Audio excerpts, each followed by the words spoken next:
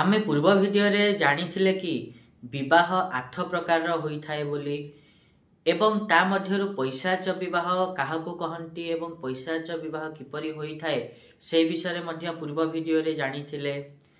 जो माने भी से पूर्व भिडियो देखि नांती से माने जाई कि देखि परिबे। आज आमे आलोचना करिवा कि ब्राह्म विवाह काहाकू कहंती एवं यह किपरि होइथाय। नमस्कार, मु सुभाषिष पंथा स्वागत करछि मो YouTube चैनल को। आज आमे जानिबा कि ब्राह्म विवाह किपरि होइथाय एवं काहाकू आमे ब्राह्म विवाह बोली कहि थाउ से विषय डिटेल्स रे जानिबा।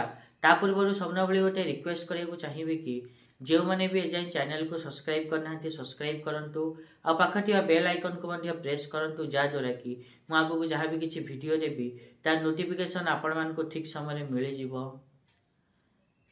आमर 8 प्रकार विवाह मध्यरु 4 प्रकार विवाह को उच्च श्रेणी रो बोली भाबी थाउ एवं 4 प्रकार विवाह को नीच श्रेणी रो बोली मान्यता मिलिछि। एही ब्राह्म विवाह उच्च श्रेणी रो अते। जदि आमे ब्राह्म विवाह कथा कहिबा ताले ब्राह्म विवाह आमे ताकू कहिबा जेउ विवाह आपण माने बर को सादर निमंत्रण करी कन्या को यथा शक्ति आभूषित करी अलंकार रे कन्यादान करने को आमे ब्राह्म विवाह बोली कहि थाउ। एटा थिला ब्राह्म विवाह आमे काहाकू कहि थाउ। नेक्स्ट वीडियो रे आमे बाकी 6 टी विवाह विषय आलोचना करिबा। आज पई तो एतिकी, देखाबा नेक्स्ट वीडियो रे। रहुची, नमस्कार।